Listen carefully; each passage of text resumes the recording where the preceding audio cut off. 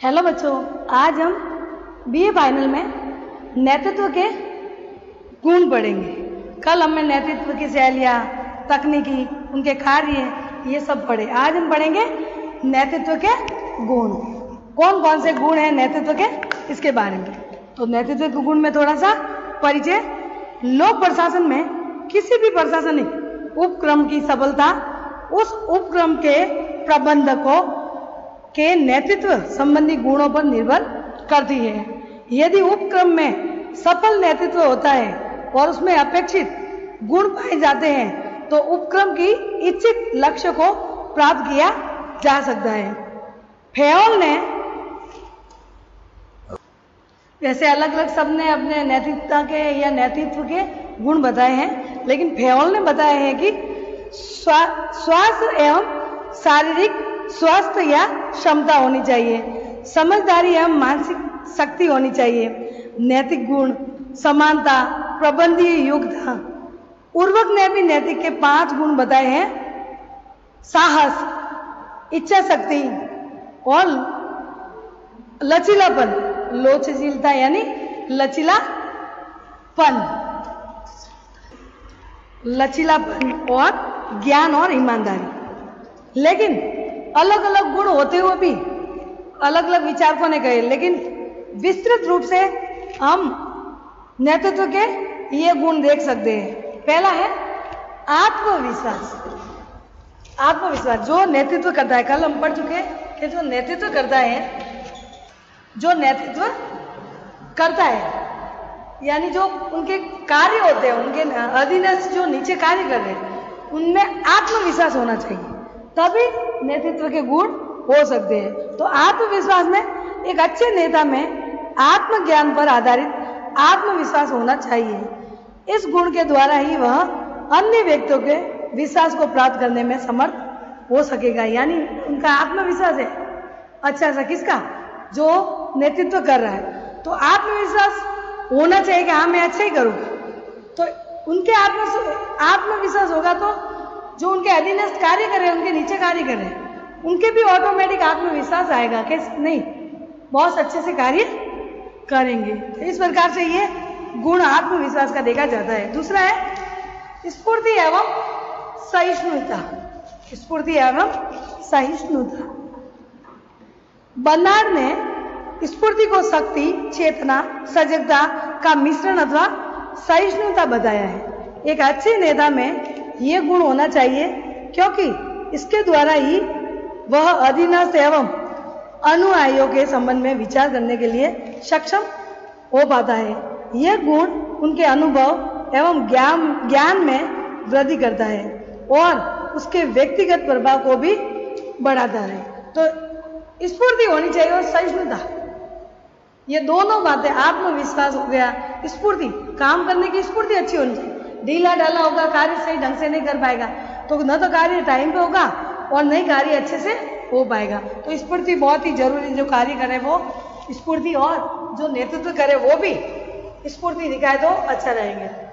संप्रेषण की योग्यता। तीसरा है संप्रेषण की योग्यता। संप्रेषण की योग्यता में एक अच्छे नेता में निर्देशों एवं विचारों को तथा आदेशों को अन्य व्यक्ति को संप्रेषित करने की योग्यता होनी चाहिए। साथ ही साथ संप्रेषण के परिणाम स्वरूप उसमें अन्य व्यक्तियों की प्रतिक्रिया जानने की क्षमता भी होनी चाहिए। संप्रेषण विचारों का आदान प्रदान होना चाहिए। दूसरे क्या कहना चाहता है, उनके विचार को खुद जानना चाहिए। इस प्रकार से ऐसा नेतृत्व करे तो नेतृत्व के गुण हो सकते हैं।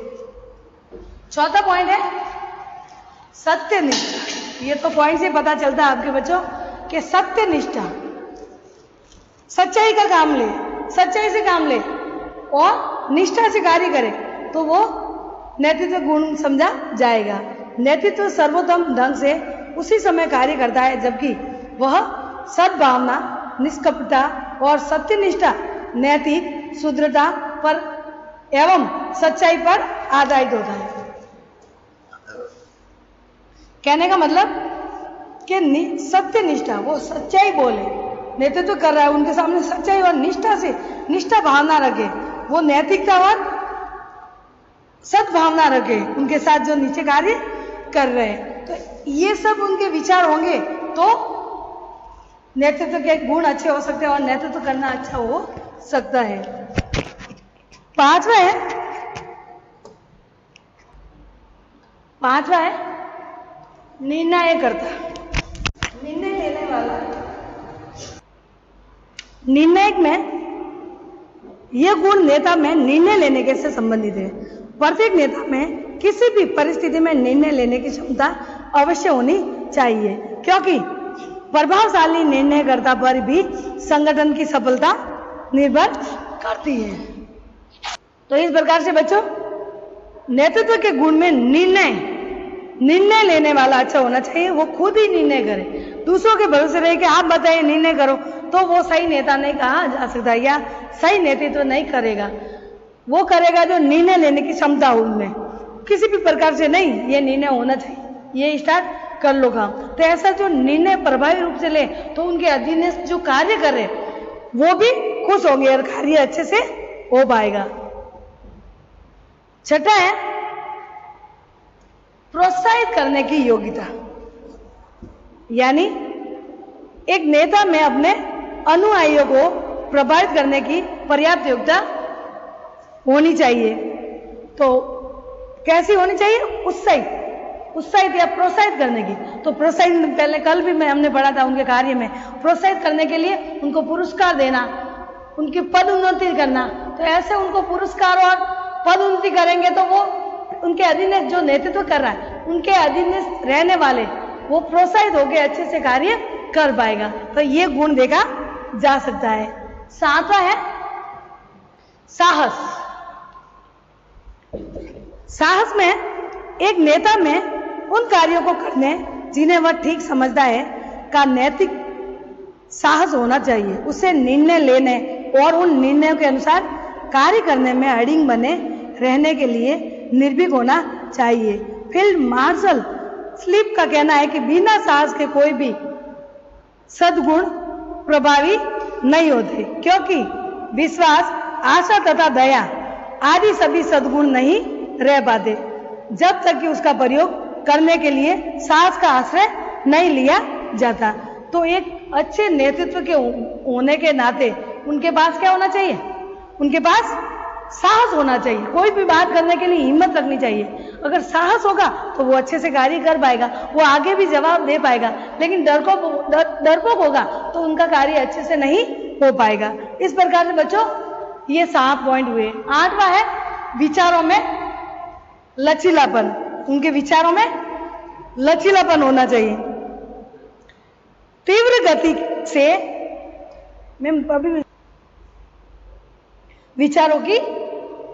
विचारों में लचीलापन।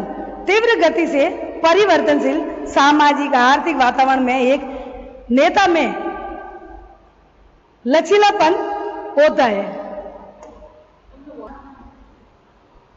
तो वातावरण में एक नेता में लोचशीलता या लचीलापन होना चाहिए।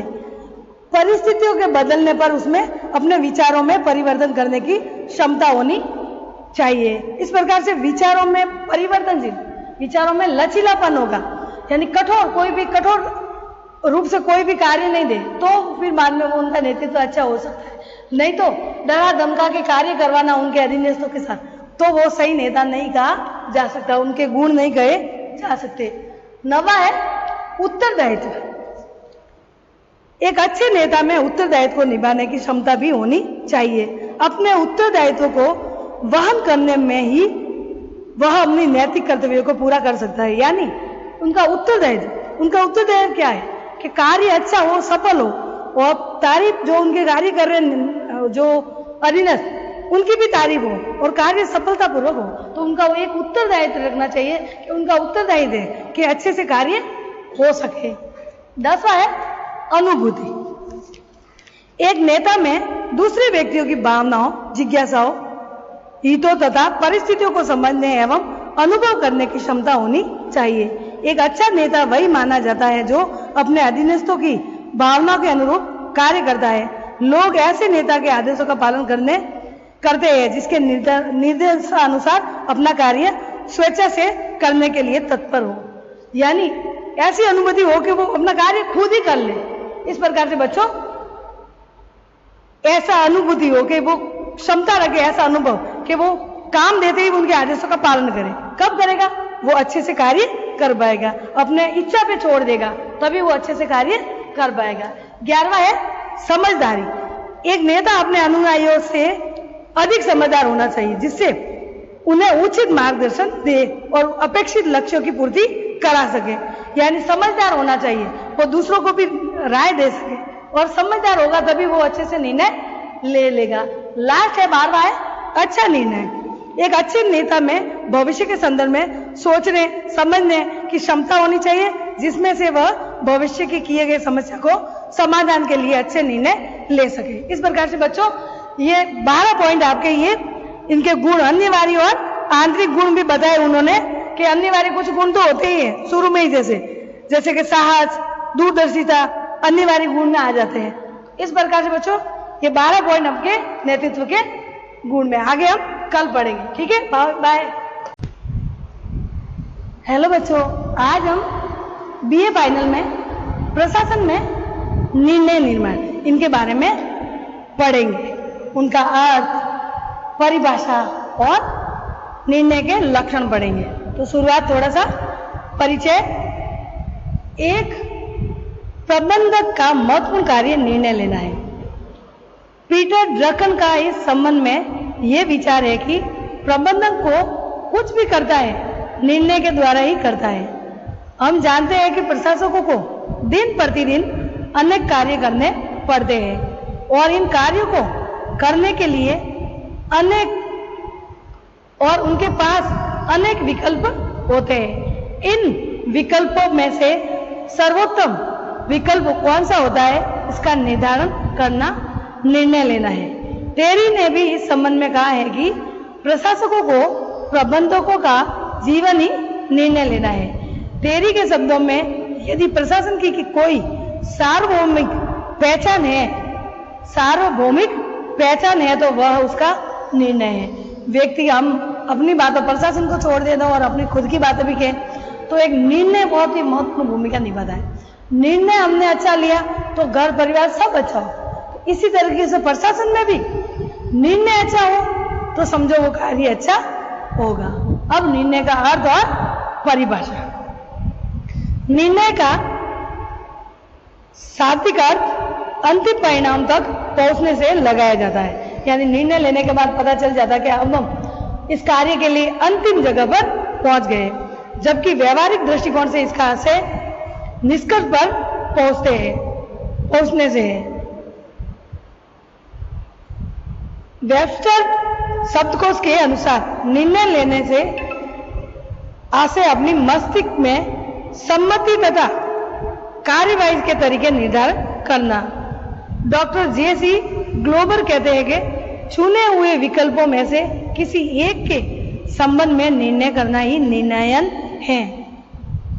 यानी आपको विकल्प दे रखे 4 और उसमें ऐसे आपने A, B, C, D, तो आपने एक विकल्प B चुना तो वो आपने निर्णय ले लिया। तो वही एक बात कही गई है। रे किलियंस ने कहा है कि निर्णय विभिन्न विकल्पों के चुनाव की एक सरलतम विधि है। जॉर्ज आर टेरी ने भी कहा है कि निर्णय किसी एक कसौटी पर आधारित 2 या 2 से अधिक संभावित विकल्पों में से एक का चुनाव है। मैकफार्लैंड ने कहा है कि निर्णय लेना चयन की एक क्रिया है जिसके अंतर्गत अधिशासी दी हुई परिस्थितियों में इन निर्णय पर पहुंचता है कि क्या किया जाना चाहिए और निर्णय किसी व्यवहार का प्रतिनिधित्व करता है जिसका चयन अनेक संभव विकल्पों में से किया जाता है। इस प्रकार से बच्चों ये निर्णय के आशय निर्धारित लक्ष्य की प्राप्ति है और उसके विकल्पों को सर्वश्रेष्ठ माना गया है। तो ये है उसके परिभाषा और अर्थ। अब आप परिभाषा, निर्णय का अर्थ और परिभाषा पढ़ी हमने। अब हम पढ़ेंगे निर्णय के लक्षण। क्या क्या लक्षण हो सकते हैं? इसमें से 10 लक्षण बताए हैं बच्चों। पहली बताइए, यह विभिन्न विकल्पों में से किसी एक का चुनाव करने की प्रक्रिया है। दूसरा है यानी कि किसी विकल्प में एक चुनने की प्रक्रिया है। 4 आपको ऑप्शन दिया है, उसमें से एक चुनना, वो हो गया ऑप्शन लेते हैं, वो है निर्णय।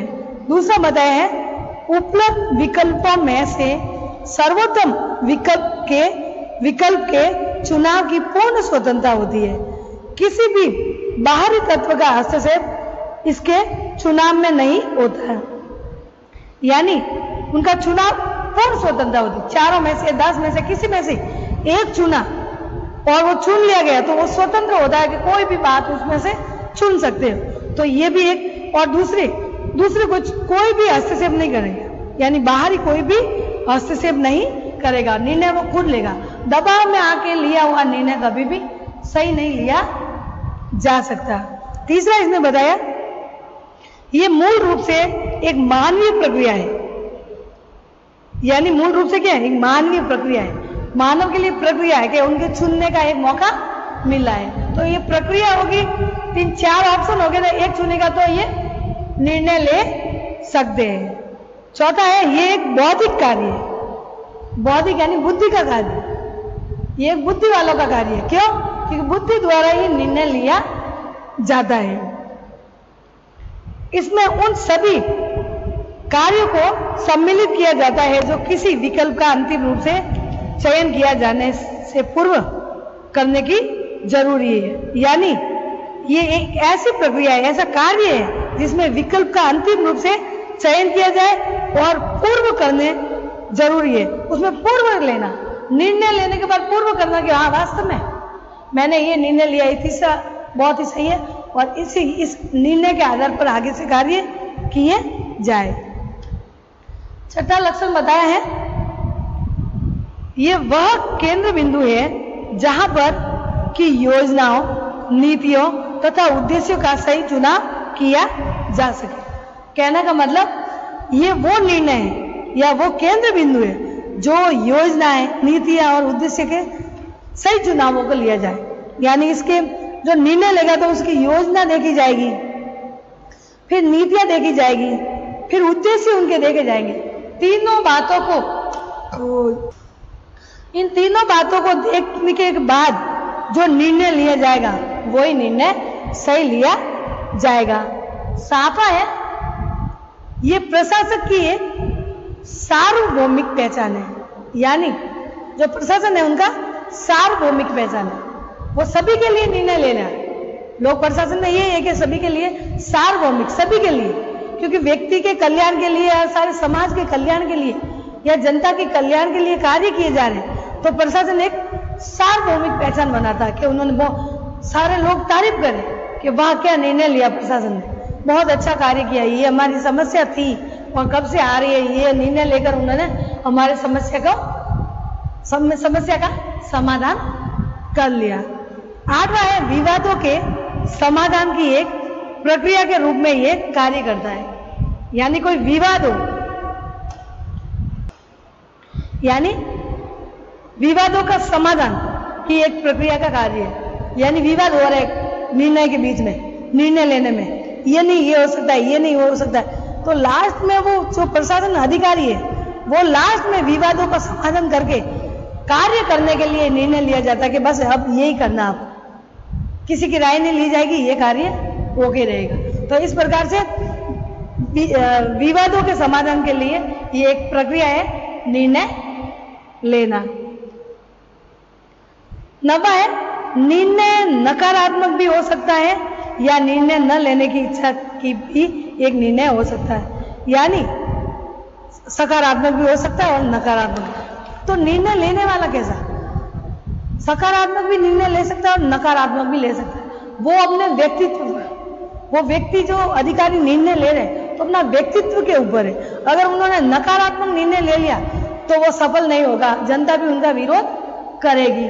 और अगर उन्होंने सकारात्मक, सबके हित के देखते हुए, अपना हित को देखते हुए, सभी के हित को साधते हुए वो निर्णय लेगा तो वो सफलतापूर्वक निर्णय कहा जा सकता है। लेकिन वो अपने हित को देखते हुए, दूसरों के हितों को न देखते हुए निर्णय लेगा तो वो नकारात्मक निर्णय कहलाएगा। 10वां लास्ट है निर्णयों में उद्देश्यों का समावेश रहता है, क्योंकि उद्देश्य को प्राप्त करने के लिए ही निर्णय लिए जाते हैं। कहने का मतलब है कि निर्णय तभी लिया जा सकता है, आगे उनके उद्देश्य क्या है, आगे जनता के लिए क्या उद्देश्य है, क्या लोक कल्याणकारी कार्य करेंगे, किस हिसाब से वो कार्य करेंगे। तो निर्णय में उद्देश्य की समावेश रहता है और उसमें उद्देश्य की प्राप्त करने के लिए निर्णय लिए जाते हैं। तो इस प्रकार से बच्चों आज हमने प्रशासन में निर्णय एवं निर्माण की प्रक्रिया को देखा। कल हम प्रशासन के निर्णय प्रक्रिया के बारे में अलग से जानकारी देंगे। निर्णय के प्रकार हैं, निर्णय के अवसर होंगे और एक अच्छे निर्णय के आधार, हर्बर्ट साइमन का निर्णय प्रक्रिया। इस प्रकार से हम अलग अलग अपने तरीके से ये निर्णय और निर्माण करेंगे और निर्णय प्रशासन निर्णय लेने के बाद ही वो कार्य शुरू किया जाता है। ठीक है बच्चों, तो कल हम पढ़ेंगे प्रशासन में निर्णय प्रक्रिया। ठीक है बच्चों, बाय।